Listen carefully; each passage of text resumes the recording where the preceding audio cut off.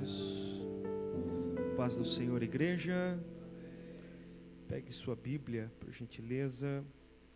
Primeira carta que Paulo escreve à igreja de Corinto. Nós vamos ler o capítulo de número 1, versículo 18 em diante.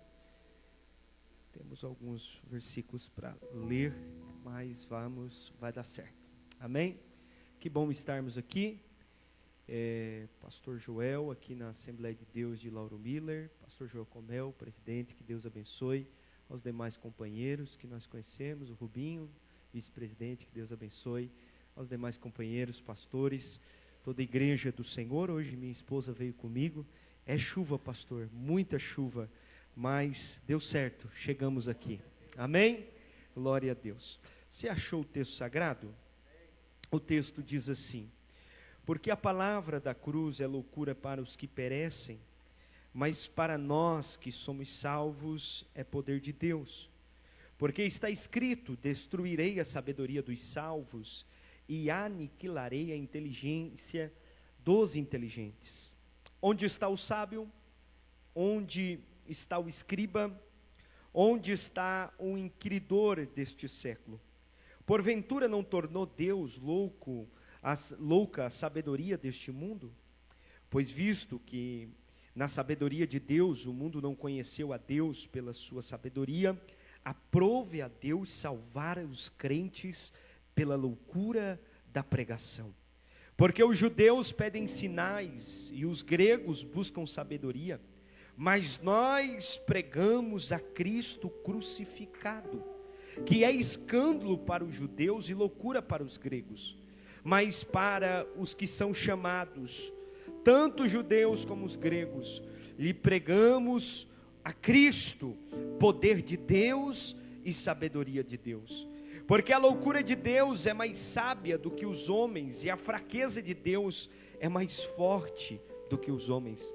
Porque bem vedes, irmãos, que a vossa vocação, que não são muitos os sábios segundo a carne, nem muitos os poderosos, nem muitos os nobres que são chamados, mas Deus escolheu as coisas loucas deste mundo para confundir as sábias, e Deus escolheu as coisas fracas deste mundo para confundir as fortes, e Deus escolheu as coisas vis deste mundo e as desprezíveis e as que não são, para aniquilar as que são, para que nenhuma carne se glorie perante Ele.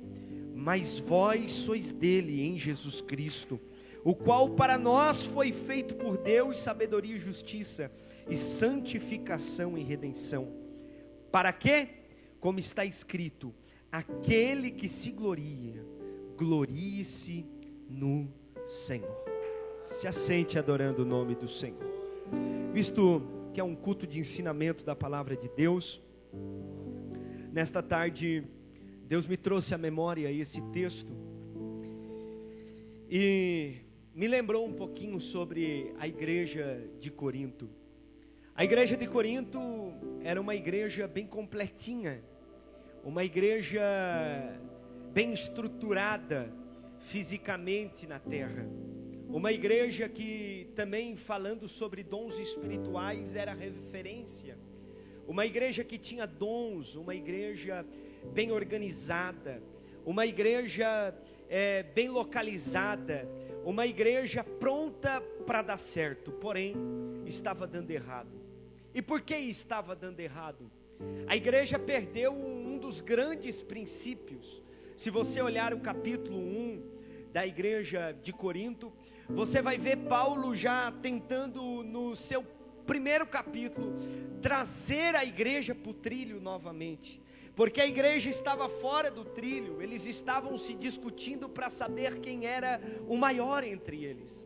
Havia divisões, havia brigas, havia contendas, havia discussões desnecessárias dentro da igreja. Você vai ver que a igreja de Corinto vivia cercada por uma cultura denominada pela filosofia da época, uma cultura denominada pela eloquência de quem falava melhor, pelo valor ou orgulho intelectual, quem era mais intelectual na época, pelos status sociais. Era um cenário caótico da igreja espiritual. Corinto era uma cidade onde homens eram admirados pelas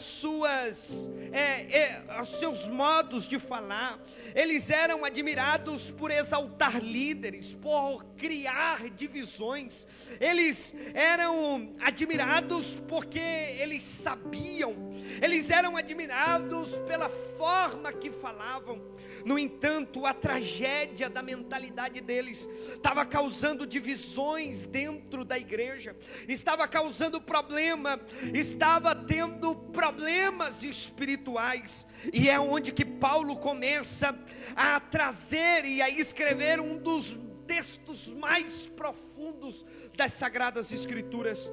Por quê, pregador? Porque a cruz não apenas salva o homem, a cruz não apenas liberta o homem, não, ela destrói o orgulho do homem. A cruz não apenas mostra o seu poderio em curar alguém, a cruz não apenas mostra o seu poderio em mostrar um Salvador crucificado e ao terceiro dia ressuscitado, mas ela quebra com todo tipo de orgulho.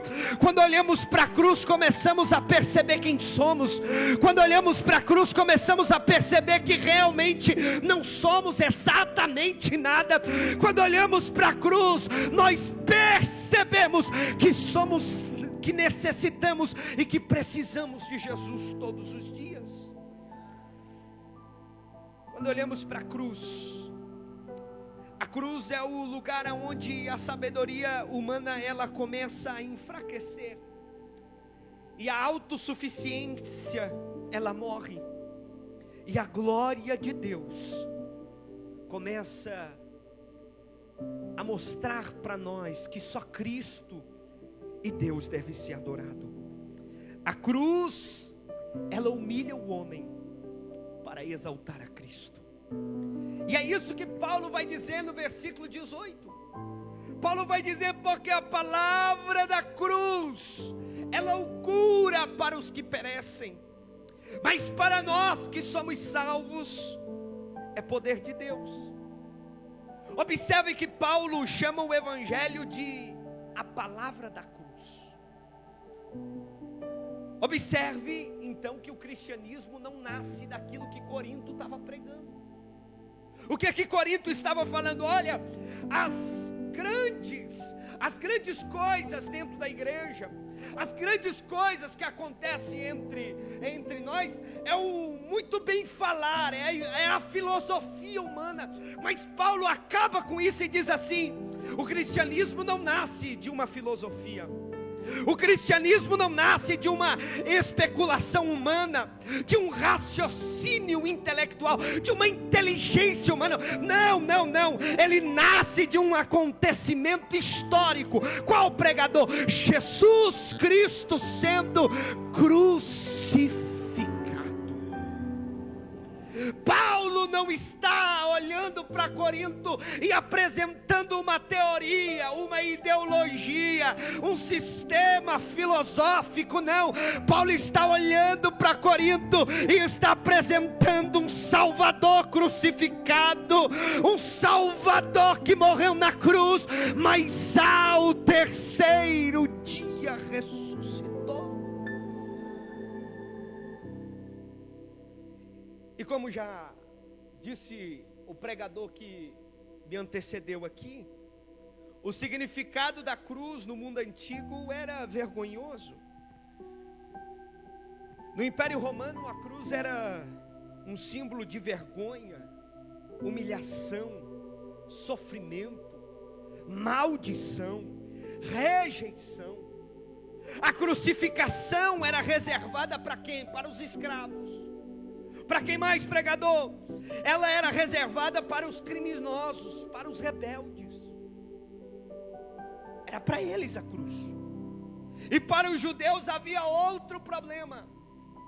Deuteronômio capítulo 21 e 23. Maldito por Deus todo aquele que for pendurado no madeiro. Observe só. Então você imagina o impacto da mensagem cristã, porque Paulo anuncia que o Filho de Deus morreu numa cruz. Para os gregos, loucura, porque não acreditavam. Para os judeus, escândalo, porque confiavam na Torá.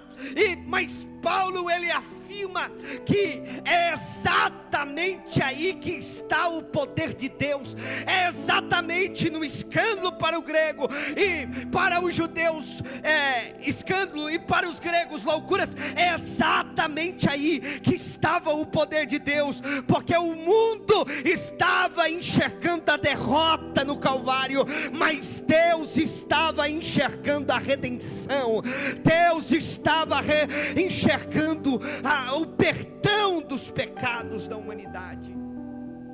E lendo o texto, eu observei dois grupos diante da cruz. Paulo divide dois grupos diante da cruz. Qual pregador? O primeiro grupo é os que perecem. Pode observar o texto no capítulo 1, no verso 18.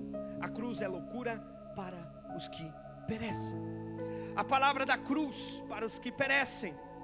O verbo no original, ele indica um processo contínuo.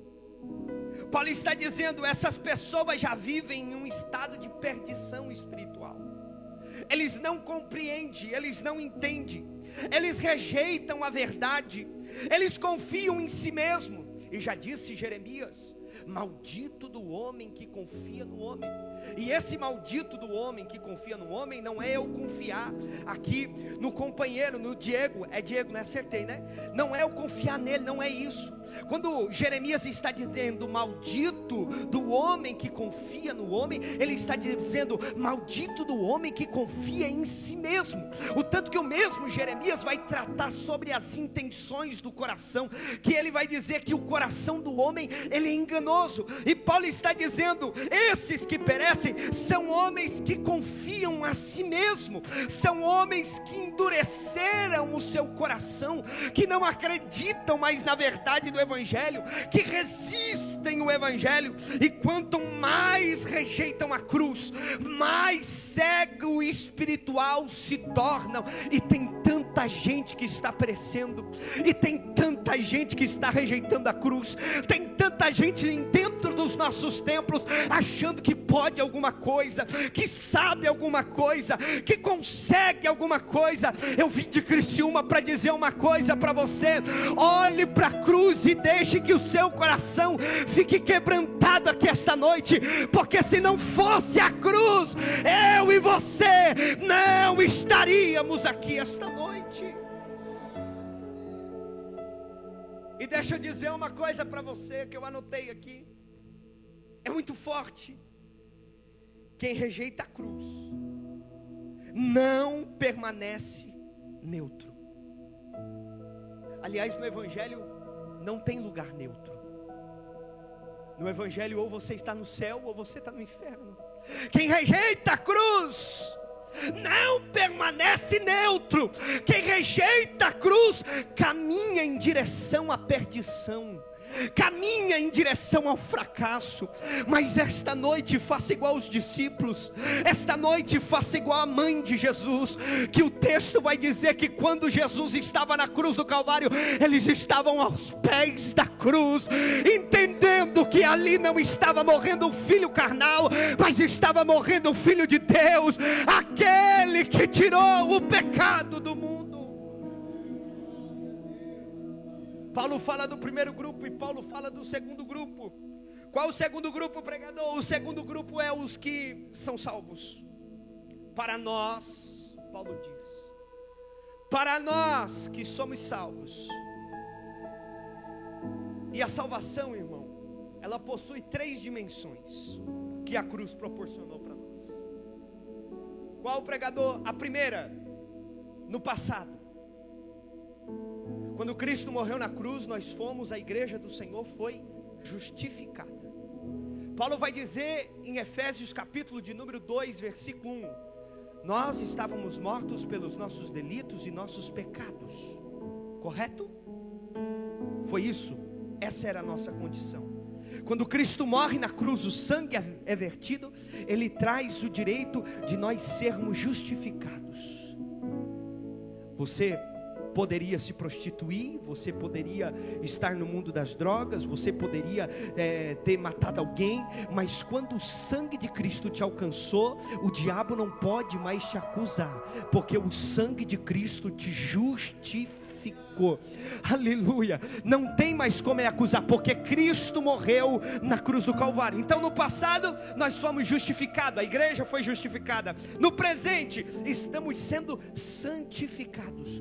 Todos os dias nós estamos sendo santificados com uma ação do Espírito Santo em nós. Paulo vai dizer a carta aos Coríntios que nós somos o templo de quem? Do Espírito Santo. E o Espírito Santo possui santificação. O que é santificação, pregador? Santificação é estar distante do pecado, longe do pecado. Por isso que você mentia, não tem mais gosto em mentir.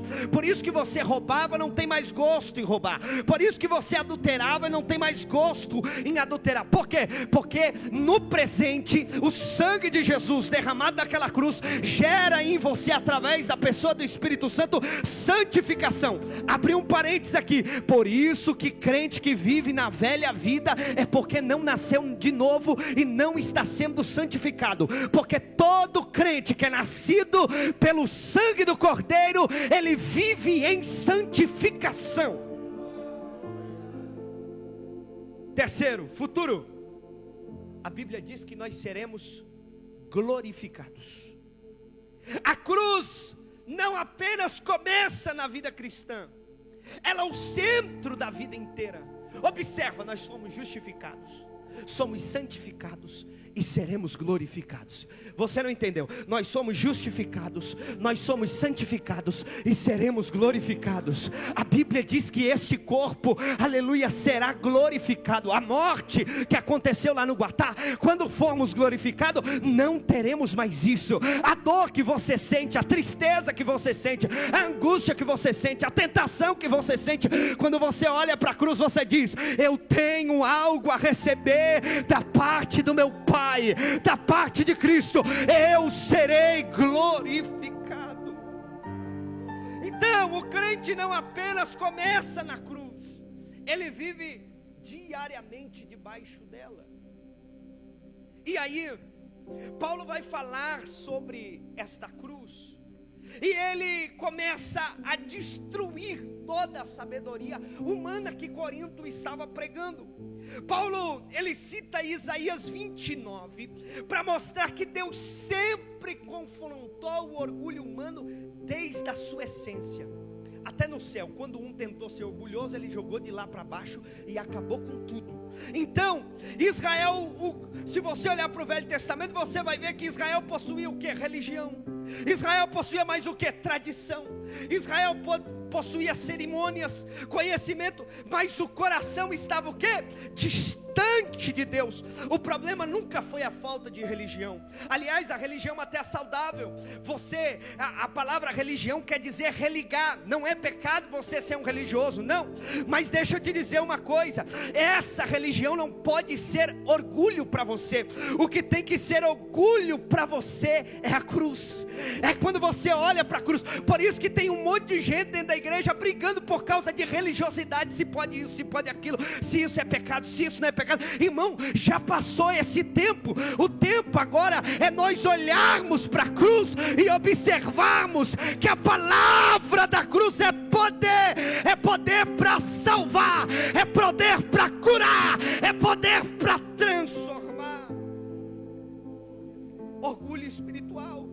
Aí Paulo chega à igreja de Corinto e faz a seguinte pergunta: vocês estão orgulhosos? Vocês estão se achando? Deixa eu perguntar algo para você: aonde está o sábio? Aonde está o sábio? Deixa eu fazer outra pergunta para vocês: aonde está o escriba? Onde está o questionador deste século? Ele está confrontando toda a filosofia grega da época. Ele está confrontando os intelectuais, ele está confrontando os estudiosos, homens admirados pela sociedade. E a pergunta é: quem conseguiu resolver o problema do pecado? Qual de vocês aqui, filósofos, inteligentes, com tempo de fé, escribas, porque eu estou há 40 anos, foi você que morreu na cruz para que a igreja fosse perdoada pelos seus pecados? Vocês conseguiram resolver isso? A resposta é clara: ninguém conseguiu responder. Sabe por quê? Porque a sabedoria humana, ela é insuficiente. O homem conseguiu desenvolver várias coisas, irmãos. O homem conseguiu desenvolver a ciência, produzir muita tecnologia. Você lembra do celular que tinha tijolão, aqueles grandão? Depois veio o joguinho da cobrinha, aqueles da Nokia. Você teve um, eu tive um, ficava jogando aquele joguinho lá. A ciência desenvolveu, a tecnologia. Hoje você tem um celular aqui, um médico opera de um país no outro, porque a tecnologia, tudo avançou. Mas tudo isso, a ciência, a tecnologia, o processo da cosmovisão que nós estamos vendo, tudo isso não consegue, é incapaz de vencer o pecado e produzir santidade na igreja, e curar a alma, e salvar-se a si mesmo. Então a única coisa que a gente vê é que a sabedoria humana, ela consegue desenvolver máquinas, mas não consegue regenerar o homem.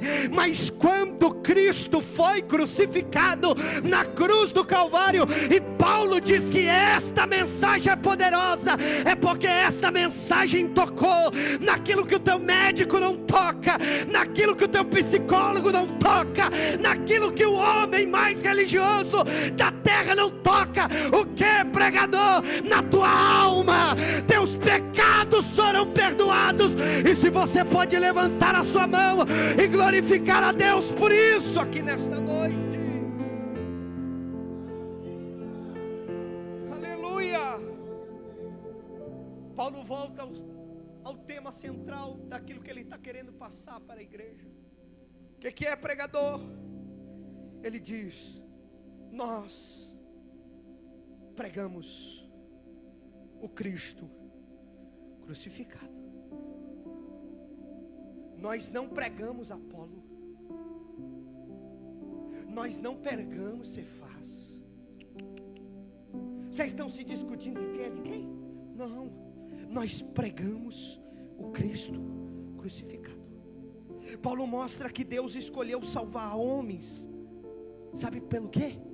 Pela pregação do Evangelho. Isso destrói completamente o nosso orgulho humano. Isso destrói conosco, porque Deus não escolheu a filosofia, Deus não escolheu o poder político da época romana, não, a tradição religiosa judaica, não. Ele escolheu a mensagem da cruz, ele escolheu o poder da cruz, aleluia. E Paulo vai dizer: olha, os judeus, eles pedem sinais, os judeus, eles querem ver milagres, demonstração de poder, libertação política, um Messias triunfante. Nunca imaginaram que o Messias ia nascer em Belém, ia nascer numa estrebaria. Nunca imaginaram que ele ia entrar em Jerusalém em cima de um jumentinho. Não, eles queriam um rei coroado, mas receberam um servo sofredor. Os gregos estavam atrás de eloquência, de retórica, mas a cruz, aleluia, parecia irracional. Como alguém crucificado poderia salvar o mundo? Aleluia, é o paradoxo da cruz. Sabe por quê?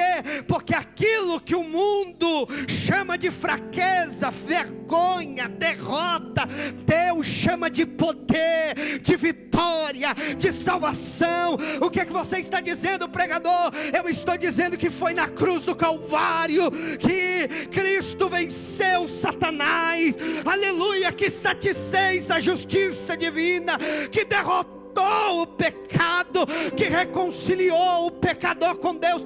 Foi na cruz que a morte não conseguiu vencer. O texto bíblico diz: aonde está a morte, o teu aguilhão? Não tem nada que pare o nosso Cristo. Foi da cruz do Calvário.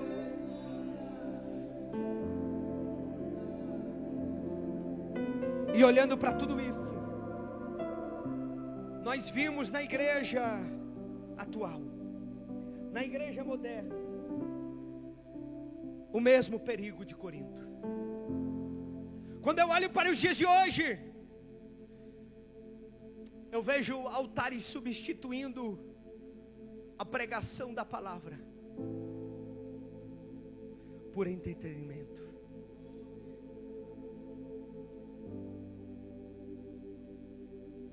Trocando a palavra da cruz por brincadeiras, por invenções de cultos. Pastores que não amam mais a palavra, obreiros que não amam mais a palavra, e o pior, a igreja que não ama mais a palavra.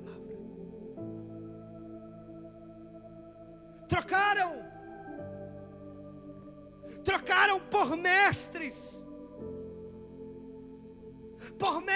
cotidianos, se brigam para ver quem vai pegar a primeira fileira, porque fulano de tal é famoso. Isso nunca foi evangelho. Estão trocando a palavra de arrependimento por pastores que trazem mensagens de autoajuda. Eu acredito que Deus cura, eu acredito que Deus salva, eu acredito que Deus transforma, que Deus dá carro, que Deus dá acredito porque já vivi isso, mas isso não é a centralidade do evangelho. A centralidade do evangelho ainda é o Cristo crucificado, ressurreto ao terceiro dia, e mudança de vida, mudança de caráter. As palavras precisam nos confrontar. Estamos vivendo um tempo difícil, pregadores com muita eloquência, muita técnica, mas pouca mensagem da cruz. E eu não sou contra técnica, jeito, não, nada, não sou contra. Mas pelo amor de Deus, igreja, volte à centralidade do evangelho, a palavra da cruz. Não vá atrás de pessoas que estão enchendo seus egos, enchendo as suas igrejas com entretenimento. Não faça isso. Pastores, obreiros, que suaviza a cruz, deixa a cruz mais tranquilinha, adapta o evangelho para agradar homens. Só que disse Jesus aos discípulos: vocês querem me seguir? Queremos.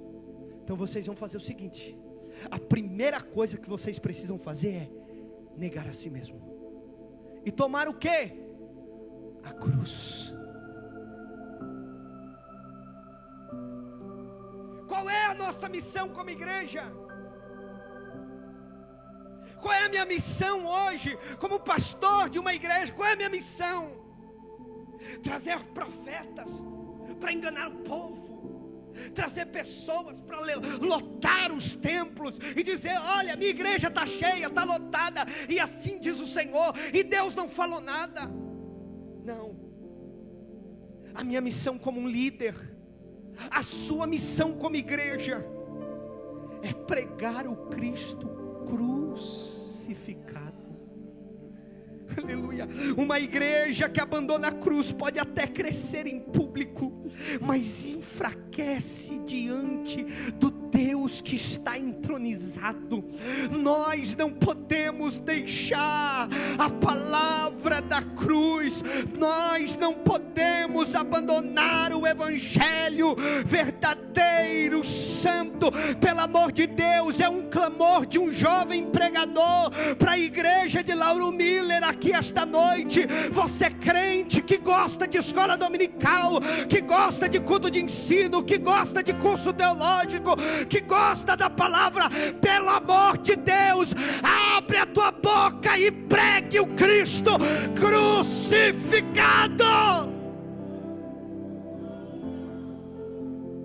Vai diminuir a agenda? Vai ter pouca gente convidando? Vai ter também. As coisas vão mudar, vai levar pedrada? Vai. Mas não se venda um sistema que coloca o homem no centro. Nós precisamos trazer a palavra da cruz como prioridade.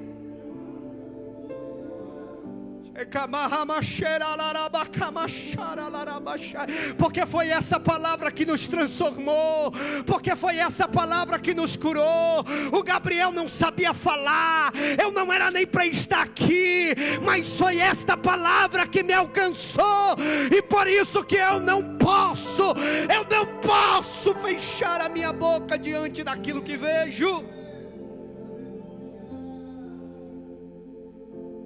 Paulo continua,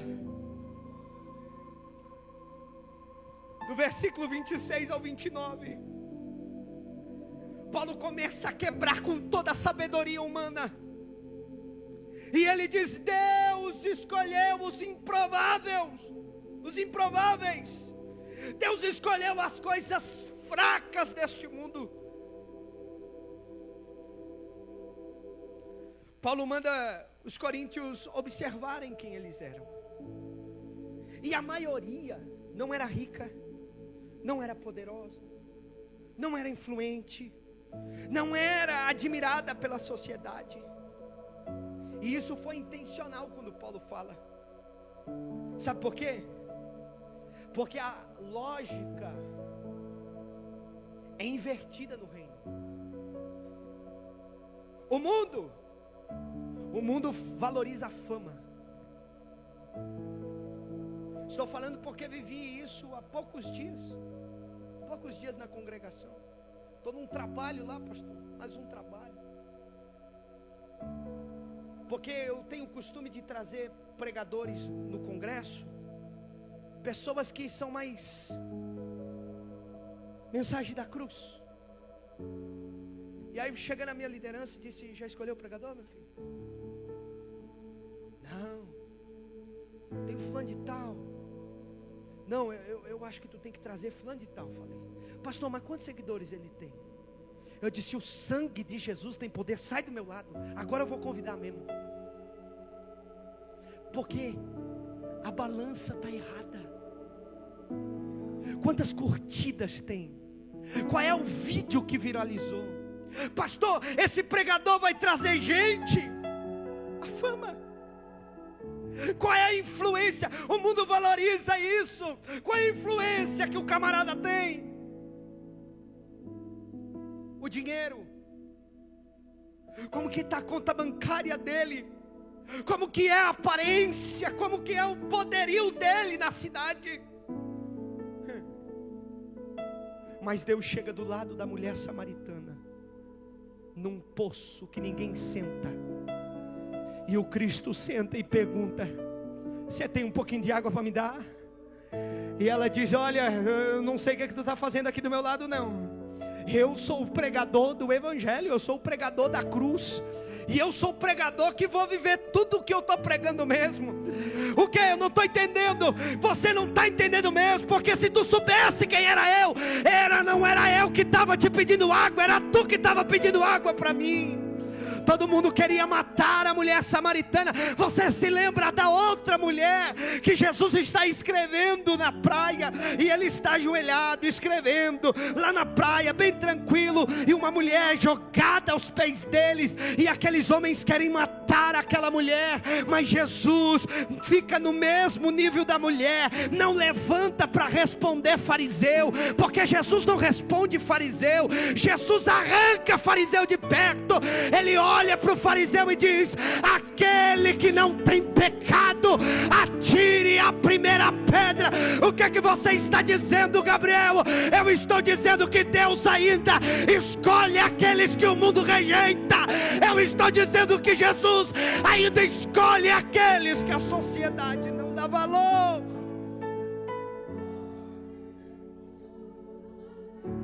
Jesus olhou para Pedro: o que é que tu faz, rapaz? Sou pescador. Vem ser pescador de homem. Mas ele não era intelectual, mas para Jesus não precisa. Aliás, irmãos, eu não sou contra quem estuda, eu sou um estudioso, eu gosto de estudar, gosto de ler. Leia e estude, mas eu vou te dizer uma coisa: aqui todo mundo é servo. No evangelho não tem grau de estudo, no evangelho tem servo. E a pergunta é: você é servo? Porque tem um monte de gente com panca, mas sem palavra.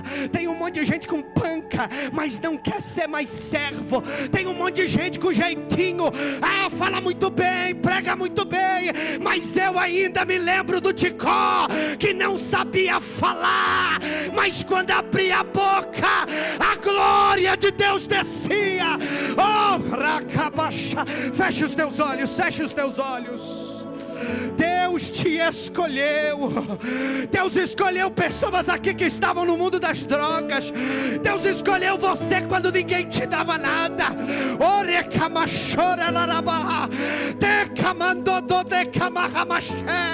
Eu estou sentindo a graça de Deus aqui. Eu estou sentindo o poder de Deus. Ele te escolheu. A mensagem da cruz te alcançou.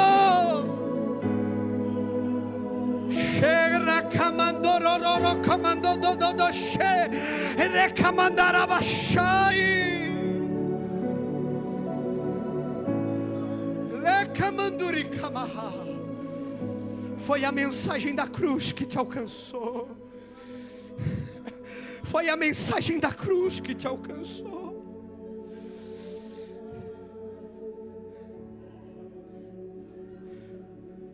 E Paulo deixa claro ainda.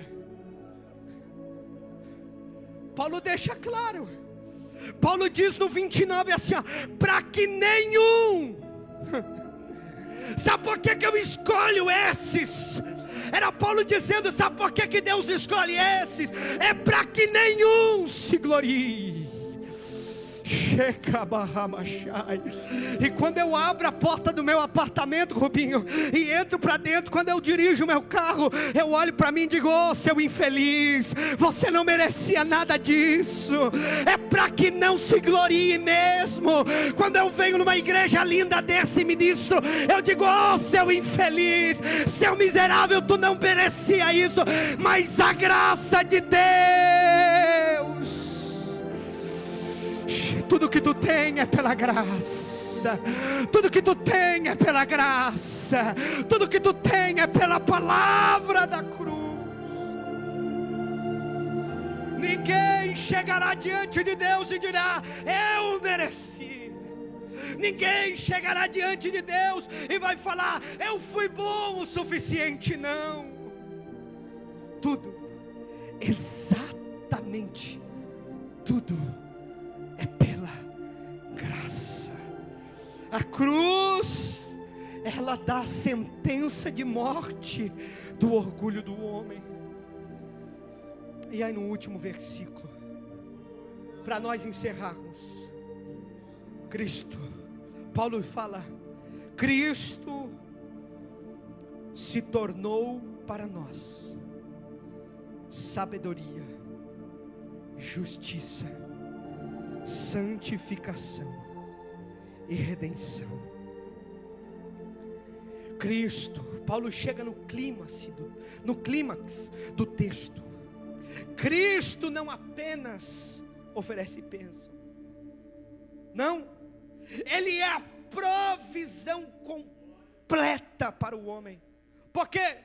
Porque na sabedoria que o homem tem, Cristo revela quem Deus é, o sentido da vida, a verdade eterna, o caminho da salvação. Na justiça, na cruz, Cristo recebeu a nossa culpa. Aleluia. E nós recebemos sua justiça. Na cruz, Cristo foi tratado como pecador, para que os pecadores fossem tratados como filhos. Aleluia. Através da cruz, nós vimos a santificação. A cruz não apenas perdoa, ela transforma, mortifica o pecado, quebra o nosso orgulho, muda o nosso caráter e produz santidade. E aí no 31, agora sim, no último versículo, Paulo diz: aquele que se glorie, glorie-se no Senhor. Paulo termina destruindo toda vanglória humana, toda vanglória que o homem pode trazer para si, e ele fala que toda glória pertence a Deus. E como homens naturais, às vezes a gente quer reconhecimento, aplauso, a gente quer exaltação própria, mas não se esqueça que tudo que você tem, Deus tem que ser adorado, porque foi a cruz que lhe deu tudo isso. Eu concluo a minha mensagem esta noite dizendo: a cruz, ela continua ofensiva. A cruz, ela confronta. O que é que ela confronta, pregador? Ela confronta o nosso orgulho, a nossa religiosidade vazia. Ela confronta a nossa autossuficiência. Ela confronta a nossa falsa espiritualidade. Mas a cruz, ela continua sendo o poder de Deus. Ela continua sendo o poder de Deus para lhe libertar aqui esta noite. Ela continua sendo o poder de Deus para lhe transformar aqui esta noite. Ela continua sendo o poder de Deus para mudar a sua vida. E outra coisa, ela continua sendo esperança para você que não consegue sair do pecado. Olhe para a cruz, você vai sair desse pecado esta noite. E ela continua sendo o centro do Evangelho. Não com Cristo crucificado, porque Ele já não está mais lá. Ele ressuscitou ao terceiro dia. Mas a mensagem da cruz continua sendo o centro da nossa mensagem. Talvez nós aqui esta noite precisamos fazer uma reflexão, porque talvez entre nós existem pessoas religiosas, inteligentes, cheias de conhecimento, mas ainda distante da cruz. Que pesado, mas é uma realidade. Mas hoje Deus está nos chamando. Deus não está chamando não os autossuficientes, mas os quebrantados. Porque perto está o Senhor daqueles que têm coração contrito. Porque quem se humilha diante da cruz encontra vida. Se você quer vida, vá aos pés da cruz. Fique em pé, por gentileza. Eu quero orar por você.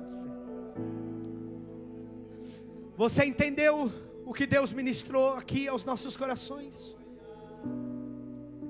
Tem alguém aqui esta noite que talvez esteja distante da cruz, distante de Jesus, distante desta mensagem, mas quer reconciliar, quer esta noite aceitar a palavra da cruz. Eu quero lhe convidar a você vir aqui na frente para eu orar por você. Isso, vem meu filho, vem aqui. Tem mais alguém? Tem mais alguém? Vem aqui meu filho, isso. Glória a Deus, tem duas pessoas aqui. Esta é a mensagem da cruz. Esta é a palavra que transforma. Tem mais alguém? Tem mais alguém? Você que está enfermo, vem aqui. Esta mensagem é poder de Deus para lhe curar aqui esta noite. Vem aqui. Aleluia, vem aqui.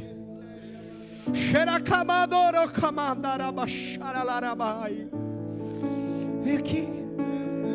Pastor, eu preciso de uma cura. Eu preciso de uma cura na minha família. Eu preciso de uma restauração. Vem aqui. Esta palavra é poderosa para mudar o estágio da sua vida. Feche os teus olhos. Coloque a mão no seu coração. Amado e querido Deus,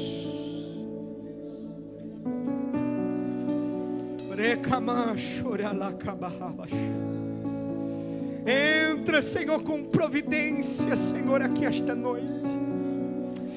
A tua palavra que é poderosa, Senhor, que é curadora, que é restauradora. Em nome de Jesus, Senhor, lava com o teu sangue. Lava com o teu sangue, justifica, perdoa os pecados e derrama do teu poder sobre estes irmãos. Os teus filhos que vieram aqui pedindo por uma cura, por um milagre, por uma mudança de vida, derrama do teu poder aqui esta noite, do teu poder salvador, do teu poder curador. Oh, a tua palavra diz que a oração do justo tem muito dos seus efeitos. A tua palavra diz, oh, que a oração da fé sararia os doentes. A tua palavra diz que em teu nome nós iríamos orar e pessoas seriam curadas, restauradas, demônios seriam expelidos. Então, em nome de Jesus, com a autoridade que tu derramou sobre os teus filhos, sobre esta igreja, em nome de Jesus, seja curado agora, seja restaurado agora, seja santificado agora. Não é coisa de pregador, mas eu estou sentindo uma graça de Deus diferente aqui esta noite.